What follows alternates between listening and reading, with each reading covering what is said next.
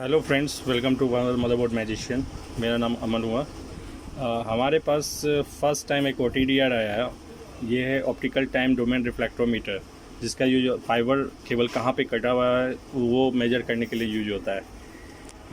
हम लोग इस एडवांस रिपेयर भी स्टार्ट किए हम लोग, जिसमें OTDR, स्लाइसिंग मशीन और भी बहुत सारे आइटम को हम लोगों ने ऐड किया है। ये फर्स्ट OTDR हमारे पास रिपेयर हुआ है। इसमें प्रॉब्लम था, इसका टच नहीं काम कर रहा था। टच मैंने रिपेयर किया। दूसरा, उससे पहले इसमें प्रॉब्लम था, ये मशीन ऑन नहीं हो रहा था।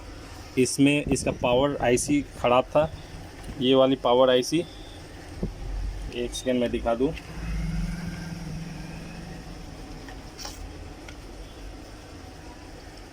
ये वाली पावर IC ख़राब थी इसकी। मैंने इसे चेंज किया और इस पत्ते में प्रॉब्लम था, इस पत्ते को भी मैंने चेंज किया। तब ये मशीन ऑन हो गया, लेकिन उसके बाद रिस्टार्ट का प्रॉब्लम था।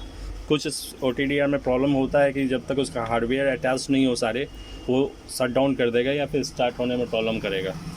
तो इस मशीन में भी ये सेम प्रॉब्लम था। मैंने जब इसे ऑन कर दिया तो ये स्क्रीन पर हार्डवेयर फेलियर का मैसेज देके शट डाउन हो जाता था। तो हार्डवेयर में एक तो टच था, मैंने टच बनाया, उसके बाद भी शट डाउन होने का प्रॉब्लम था। मैंने बैटरी नहीं लगा रखा था, तो इसमें सेंस करता है ये सारी चीज़, तब होता है। अभी इसका कंडीशन आप देख सकते हैं, ये मशीन ऑन हो गया है और चल भी रहा है, और इसका टच भी मेरे हिसाब से काम कर रहा है सारा।